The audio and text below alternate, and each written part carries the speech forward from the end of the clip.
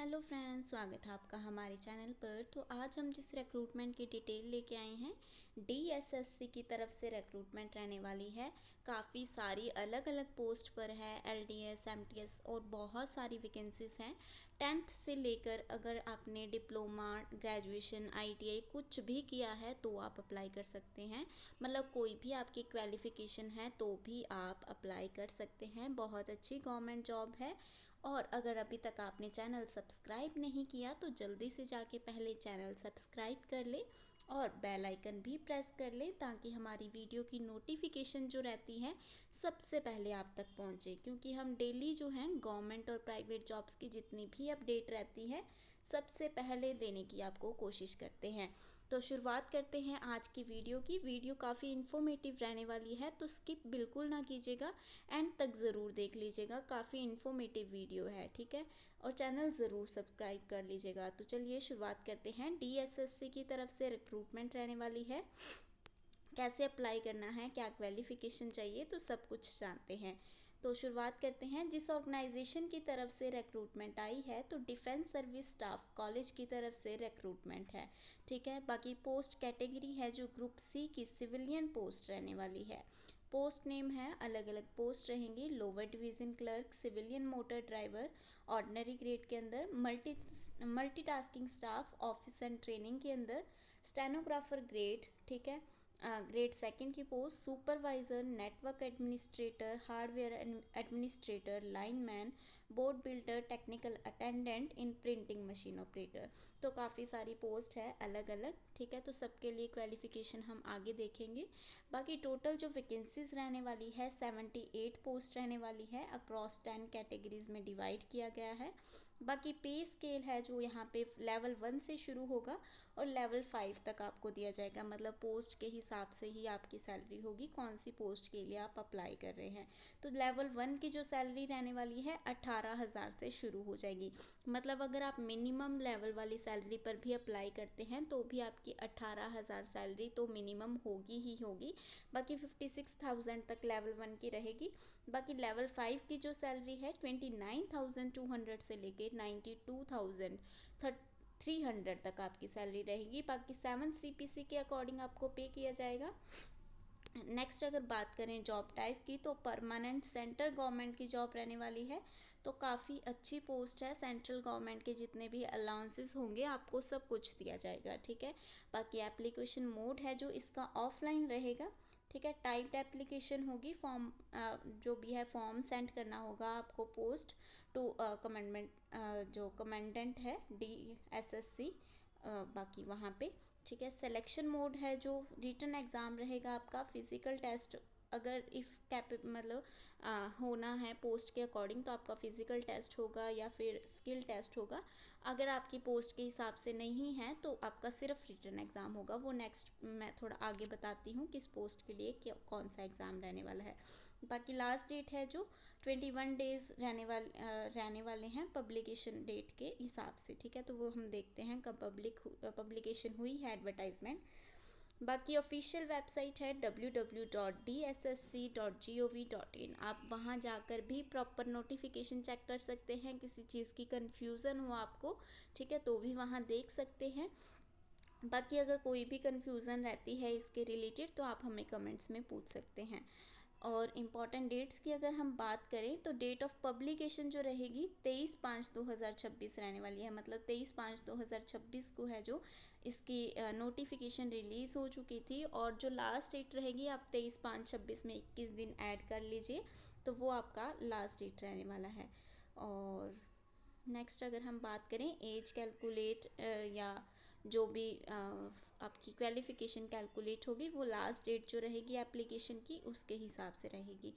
और जो भी टेस्ट रहेगा रिटन एग्ज़ाम, फिज़िकल टेस्ट, वो आपको जो है नोटिफाई कर दिया जाएगा। देन अगर हम बात करें सैलरीज़ की, ठीक है, और सैलरीज़ की और कितनी पोस्ट किसके अंदर रहने वाली है, तो सबसे पहली जो पोस्ट है लोअर डिवीज़न क्लर्क की, तो लेवल 2 की इसकी सैलरी रहेगी। 19,000 से शुरुआत होगी, 63,000 तक सैलरी रहेगी। टोटल 9 पोस्ट है और एज जो रहेगी इसमें 18 से लेके 27 तक साल तक आप फिल कर सकते हैं। ठीक है। सेकंड जो पोस्ट रहेगी सिविलियन मोटर ड्राइवर की रहेगी। इसकी भी लेवल 2 की सैलरी है। 19,900 से शुरुआत होगी और 63,000 तक जाएगी। बाकी टोटल 13 पोस्ट इसमें रहने वाली है। 18 से लेके 27 साल तक आप फॉर्म फिल कर सकते हैं। नेक्स्ट है जो एमटीएस की पोस्ट रहेगी। ऑफिस और ट्रेनिंग में दोनों में ही आपकी पोस्ट है। लेवल 1 की सैलरी होगी 18,000 से शुरुआत होगी और 56,000 तक होगी। बाकी टोटल 38 पोस्ट है और 18 से 25 साल तक आप फॉर्म फिल कर सकते हैं। देन स्टेनोग्राफर ग्रेड 2 की पोस्ट रहेगी। लेवल 4 की आपको सैलरी दी जाएगी। 25,500 से शुरुआत होगी और 81,100 रुपीज़ तक आपको सैलरी दी जाएगी।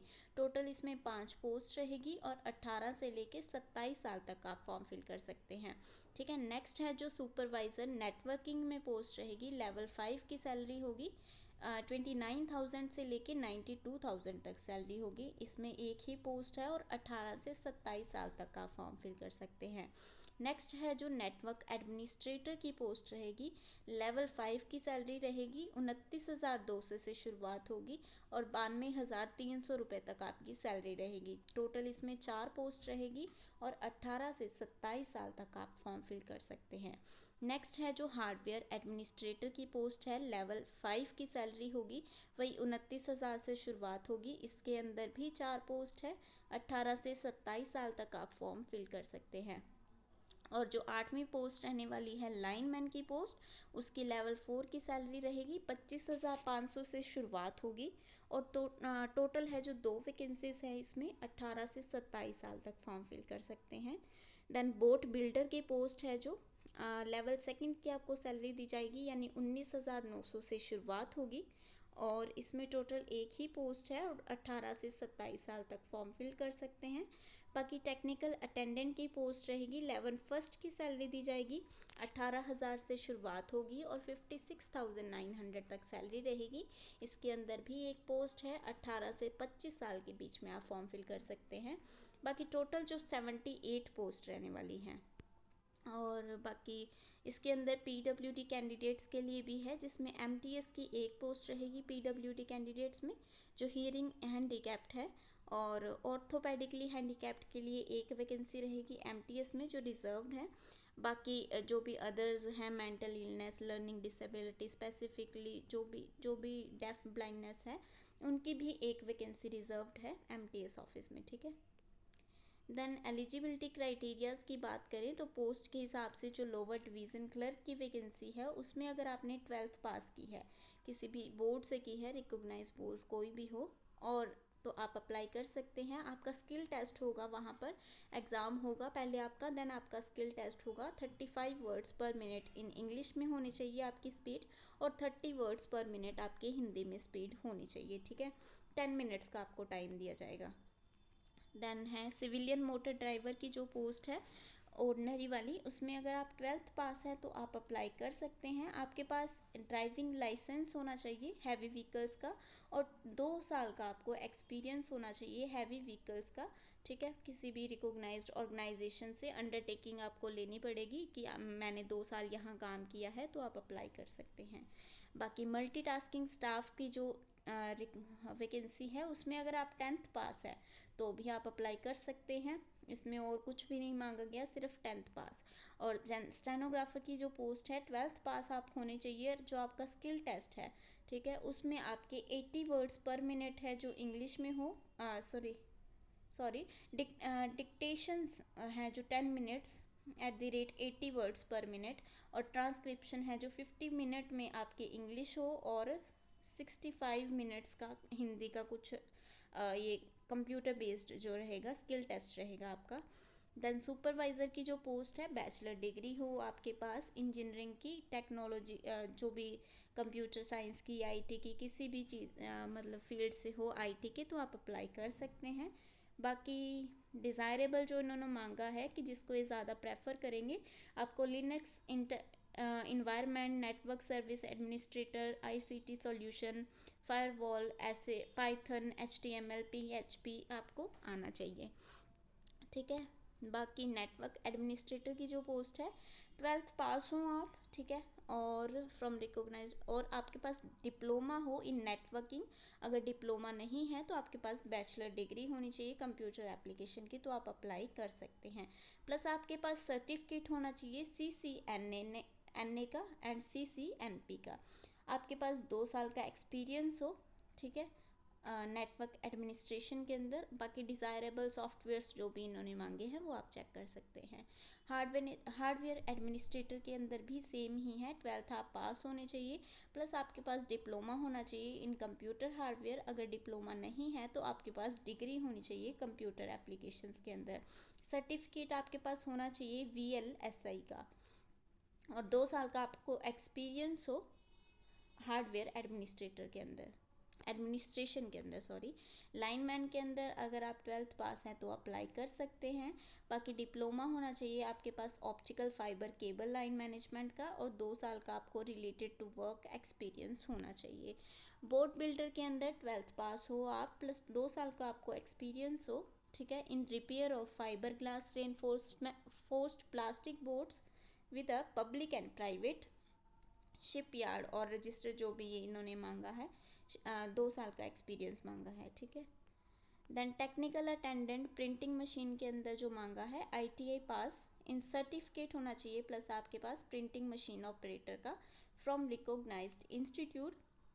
अगर ये नहीं है आपके पास तो मैट्रिकुलेशन पास हो आप, ठीक है, किसी भी और आपके पास 1 साल का एक्सपीरियंस होना चाहिए as printing machine operator. Okay, तो ये जो है क्वालिफ़िकेशंस हैं, आप एक बार स्क्रीनशॉट भी ले सकते हैं। जिसमें आप क्वालिफाई करते हैं इसके लिए आप अप्लाई कर सकते हैं। ऑफलाइन अप्लाई करना है, कैसे करना है वो भी मैं बता दूंगी, ठीक है।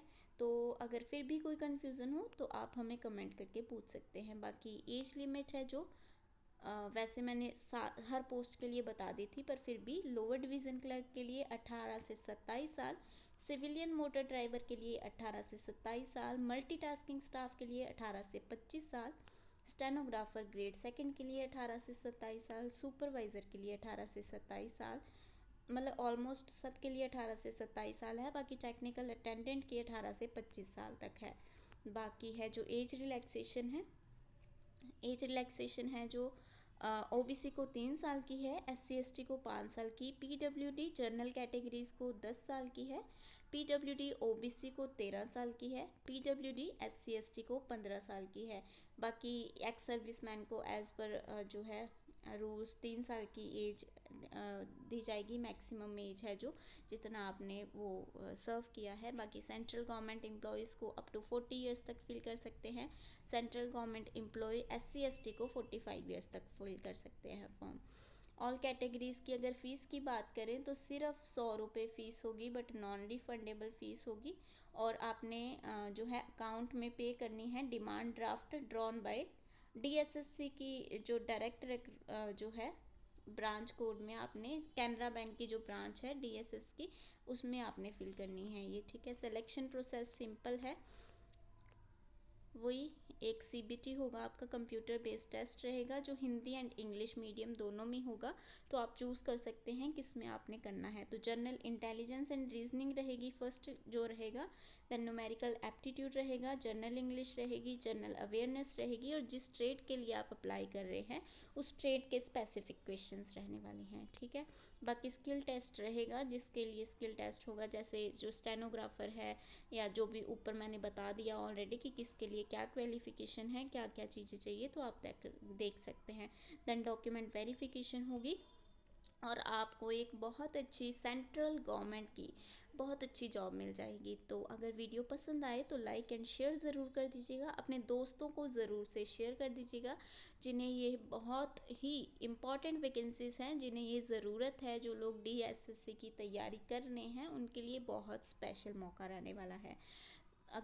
अगर वीडियो पसंद आई तो लाइक एंड शेयर ज़रूर कर देना, चैनल को भी सब्सक्राइब कर दें। मिलते हैं नेक्स्ट वीडियो में, टेक केयर।